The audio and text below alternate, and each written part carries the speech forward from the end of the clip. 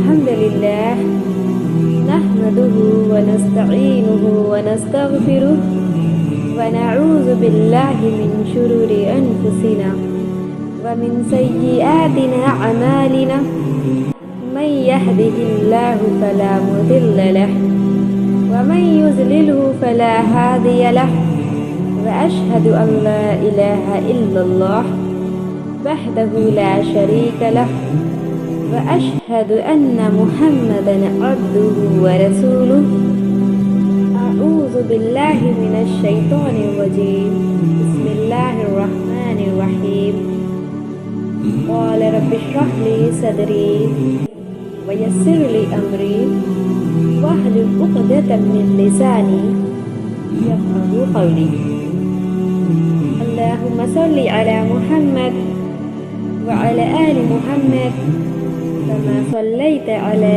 إبراهيم وعلى آل إبراهيم إنك حميد مجيد اللهم بارك على محمد وعلى آل محمد كما باركت على إبراهيم وعلى آل إبراهيم إنك حميد مجيد رب زدني علما رب زدني علما رب زدني علما إنما يريد الله ليذهب عنكم الرجس أهل البيت ويطهركم تطهيرا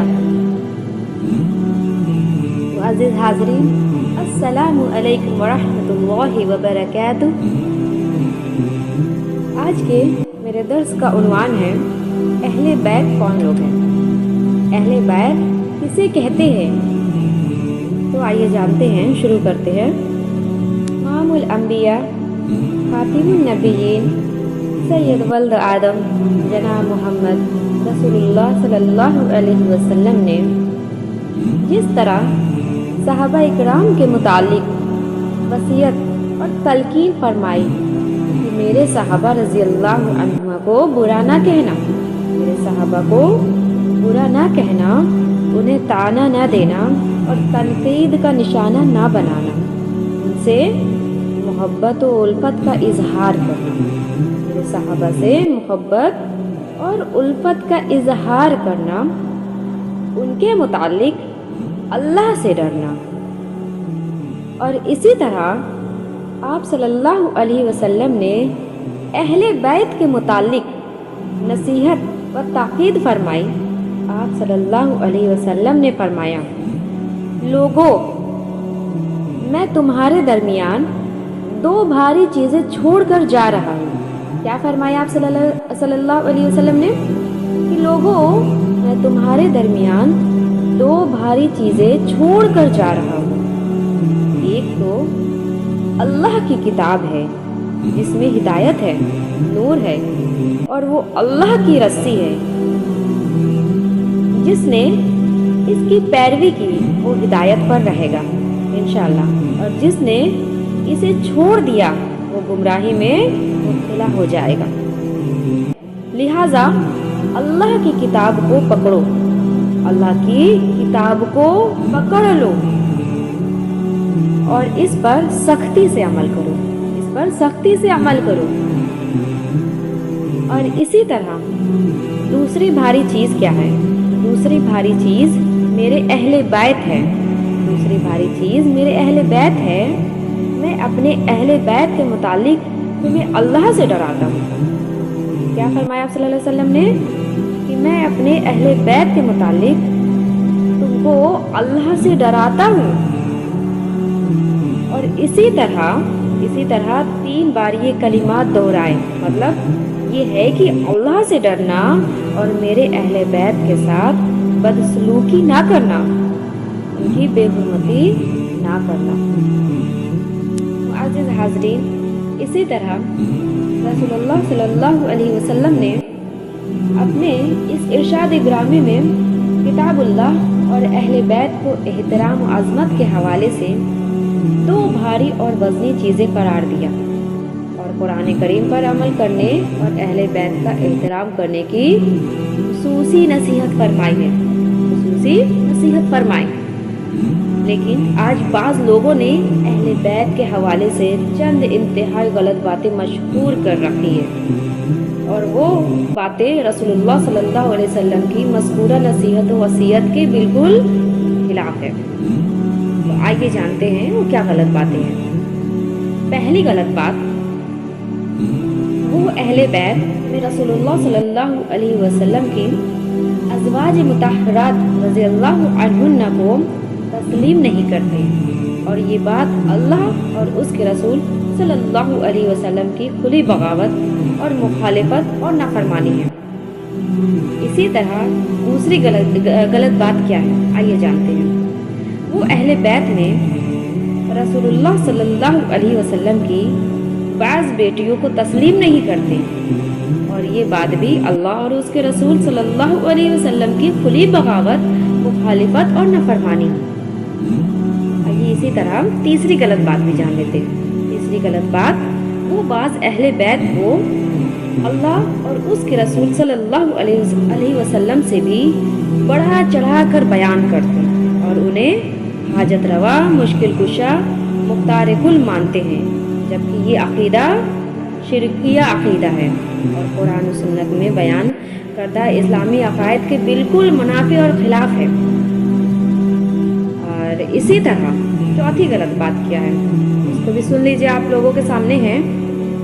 وہ اہل بیت کی کھوکھلی محبت کی آڑ میں صحابہ اور صحابیات پر کیچڑ اچھالتے، ان پر تنقید کستے۔ تو معزز حاضرین، اسی لیے آج کے درس میں نے قرآن و سنت کے مضبوط دلائل کی روشنی میں یہ درس آپ لوگوں کے سامنے رکھا ہے۔ یہاں پر یہ مجلس اکٹھا کیا ہے میں نے۔ تو آئیے آگے جانتے ہیں کہ اہل بیت کون لوگ ہیں۔ تو یاد رکھیے، اہل بیت میں سب سے پہلے رسول اللہ صلی اللہ علیہ وسلم کی بیویاں آپ کی ازواج مطہرات ہیں، اور اس کی ایک نہیں بہت ساری دلیل ہے۔ تو آئیے جانتے ہیں پہلی دلیل کیا ہے۔ پہلی دلیل ہے، اللہ رب العزت نے سورۃ الاحزاب کے ایک پورے رکوع میں ازواج مطہرات رضی اللہ عنہن کے لیے چند احکام و مسائل بیان کرتے ہوئے فرمایا ہے، انما یرید اللہ لیذہب عنکم الرجس اہل البیت ویطہرکم تطہیرا۔ اے پیغمبر کے گھر والوں، یہاں پر اللہ تعالیٰ کیا فرما رہا ہے؟ اے پیغمبر کے گھر والوں اور اے اہل بیت، اے پیغمبر کے گھر والوں، اے اہل بیت، اے ازواج رسول اللہ صلی اللہ علیہ وسلم، اللہ تعالیٰ ان احکام کے ذریعے تم سے ہر قسم کی آلائش دور کرنا چاہتا ہے اور تمہیں خوب پاک صاف کرنا چاہتا ہے۔ تو یہاں پر واضح ہوا قرآن مجید کی یہ آیت میں، سورۃ الاحزاب کی آیت میں یہ واضح ہو گیا کہ اہل بیت میں سب سے پہلے رسول اللہ صلی اللہ علیہ وسلم کی بیویاں شامل ہیں۔ آئیے دوسری بھی دلیل دیکھ لیتے ہیں۔ اور اسی طرح دوسری دلیل ہے، سورہ ہود میں رب کائنات نے خلیل اللہ جناب ابراہیم علیہ السلام کی بیوی کے لیے یہی لفظ اہل بیت بولا ہے، یہی لفظ اہل بیت بولا ہے۔ ارشاد باری تعالی ہے، جب ابراہیم علیہ السلام کی بیوی جناب سارہ علیہ السلام نے بیٹے اور پوتے کی خوشخبری پر تعجب کیا تو فرشتوں نے کہا، قالوا اتعجبین من امر اللہ رحمت اللہ وبرکاتہ علیکم اہل البیت انہ حمید مجید۔ اس کا مطلب ہے، کیا تم اللہ کے حکم پر تعجب کرتی ہو؟ اے اہل بیت، تم پر تو اللہ کی رحمت اور برکت ہے، یقیناً اللہ تعریفوں والا، بڑی بزرگی والا ہے۔ یہ آیت بھی اس بات کی واضح دلیل ہے کہ اہل بیت میں سب سے پہلے بیویاں شامل ہیں۔ اور اسی طرح سے ایک اہم نقطہ کیا ہے؟ ایک اہم نقطہ گزشتہ آسمانی شریعتوں میں اور ابتدائی اسلام میں مشرکہ عورتوں سے نکاح کی اجازت تھی۔ عورتوں سے نکاح کی اجازت تھی، لیکن اللہ تعالیٰ نے اپنے دونوں خلیلوں حضرت ابراہیم علیہ السلام اور حضرت محمد رسول اللہ صلی اللہ علیہ وسلم کو مشرکہ بیویوں سے محفوظ رکھا۔ دونوں پیغمبروں کی تمام بیویاں مومنات، مسلمات، صالحات، طیبات، طاہرات اور مطہرات ہیں۔ اسی طرح سے یہ تیسری دلیل پر روشنی ڈالتے ہیں۔ تیسری دلیل ہے، صحیح بخاری میں ہے، جب رسول اللہ صلی اللہ علیہ وسلم نے حضرت زینب بنت جہش رضی اللہ عنہا سے نکاح کیا تو دوسرے دن آپ تمام بیویوں کے پاس تشریف لائیں اور ہر بیوی کو اس طرح سلام کہا: السلام علیکم اہل البیت ورحمۃ اللہ، جس کا مطلب ہے اے اہل بیت، تم پر سلامتی ہو اور اللہ کی رحمت ہو۔ اور اسی طرح سے ہے چوتھی دلیل، اس کو بھی جان لیتے ہیں۔ چوتھی دلیل کیا ہے؟ صحیح مسلم میں ہے، اسی موقع پر رسول اللہ صلی اللہ علیہ وسلم نے اپنی ازواج مطہرات رضی اللہ عنہن کو ان الفاظ کے ساتھ حال مزاج پوچھا۔ آئیے جانتے ہیں،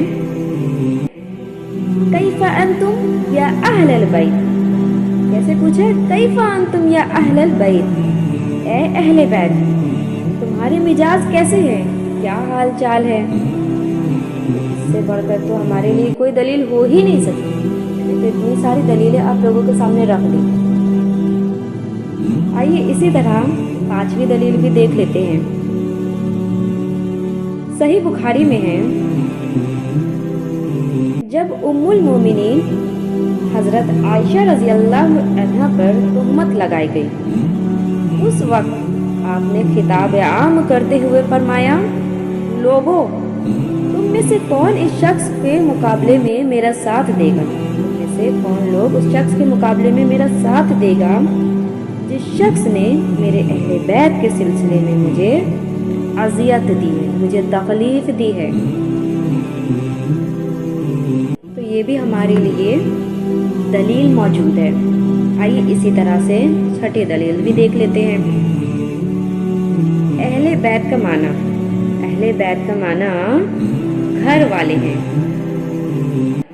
اور بیوی بچے ہیں۔ اہل بیت کا معنی ہے گھر والے، بیوی، بچے سب شامل ہے اس میں۔ معزز حاضرین، غور کیجئے، قرآن مجید کی آیت اور صحیح البخاری اور صحیح مسلم کی مستند ترین احادیث کس قدر وضاحت اور صراحت کے ساتھ اعلان کر رہی ہے کہ پیغمبر صلی اللہ علیہ وسلم کی اہل بیت میں، خانہ نبوت میں، رسالت میں آپ صلی اللہ علیہ وسلم کی بیویاں ازواج مطہرات رضی اللہ عنہن شامل ہیں۔ اور ہاں، بیویوں کے ساتھ ہی ساتھ آپ صلی اللہ علیہ وسلم کی تمام بیٹیاں حضرت زینب، حضرت رقیہ، حضرت ام کلثوم اور حضرت فاطمہ رضی اللہ عنہن بھی شامل ہے۔ اور اسی طرح سے تمام بیٹے حضرت علی، حضرت حسن، حضرت حسین، حضرت امامہ بنت زینب رضی اللہ عنہ بھی شامل ہیں۔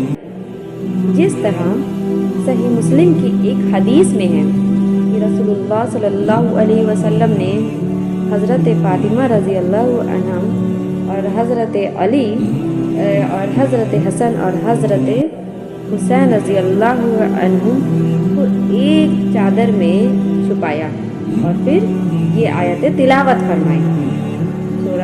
سورہ احزاب کی آیت ہے، آیت نمبر 33 ہے، انما یرید اللہ لیذہب عنکم الرجس۔ معلوم ہوا کہ رسول اللہ صلی اللہ علیہ وسلم نے کے اہل بیت میں شامل ہونے کی بھی وضاحت فرما دی، کیونکہ آیت میں تذکرہ صرف بیویوں کا تھا تو آپ نے انہیں بھی شامل کیا۔ معلوم ہوا ازواج مطہرات کا اہل بیت میں شامل ہونا قرآن و حدیث دونوں سے ثابت ہے، اور باقیوں کا اہل بیت سے ہونا صرف حدیث سے ثابت ہے۔ اسی طرح سے ایک ضروری وضاحت کر دیتے ہیں،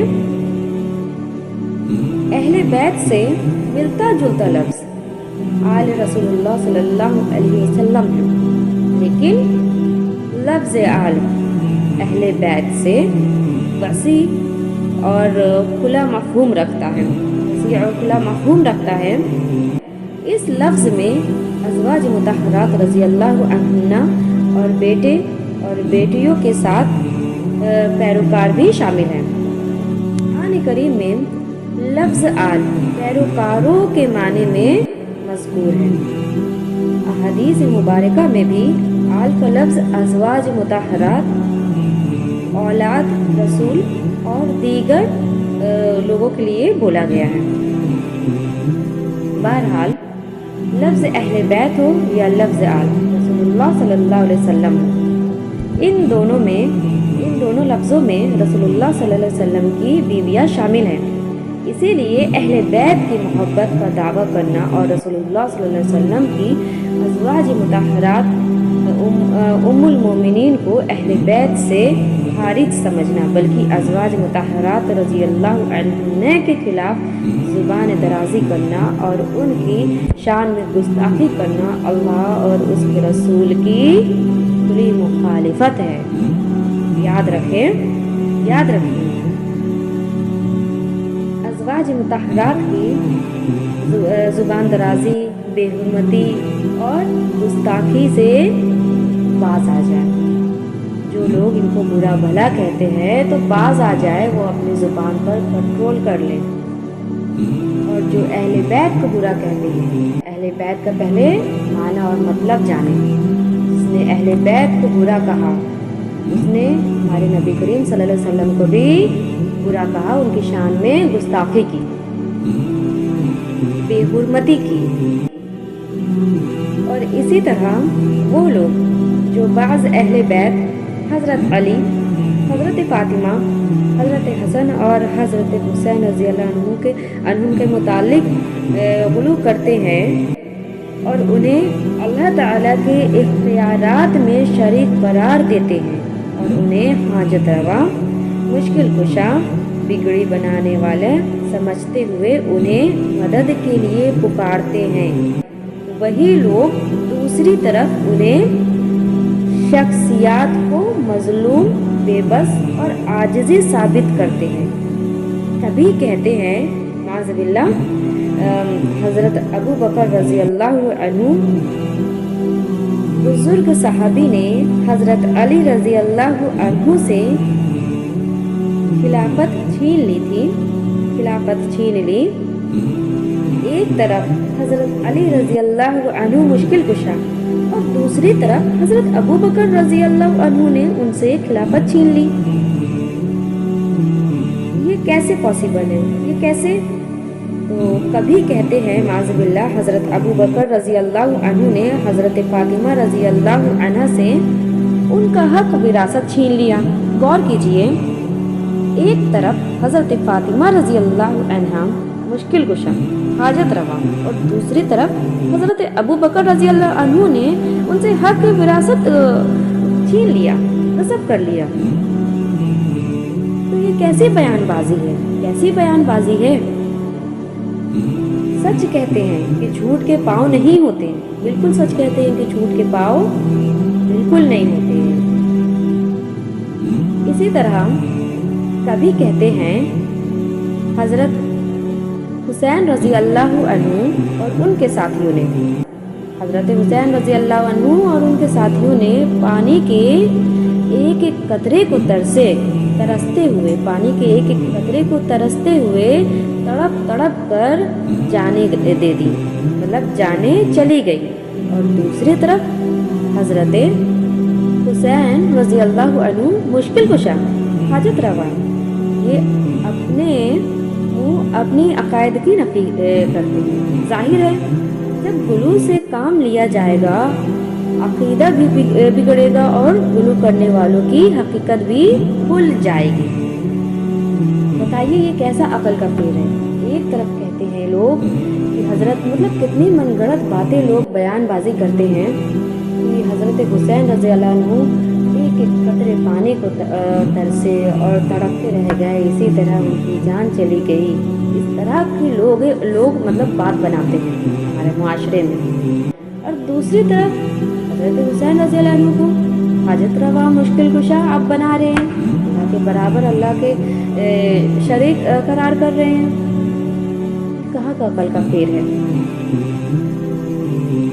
تو لہٰذا اہل بیت کی محبت کا یہ مطلب قطعاً درست نہیں کہ انہیں بڑھا چڑھا کر کچھ زیادہ ہی اختیارات کا مالک بنا دیا جائے یا ان میں اضافہ کر دیا جائے۔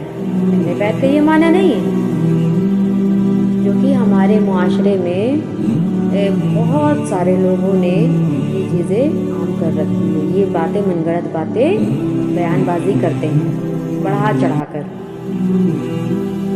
بلکہ اہل بیت کی سچی محبت اور سچی عقیدت تو یہ ہے کہ انہیں وہ مقام دیا جائے جو مقام قرآن و سنت نے بیان کیا ہے۔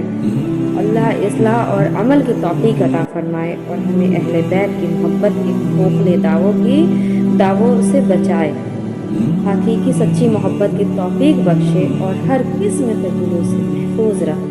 آمین تقبل یا رب العالمین۔ السلام علیکم ورحمۃ اللہ وبرکاتہ۔ جزاک اللہ خیر کثیرا۔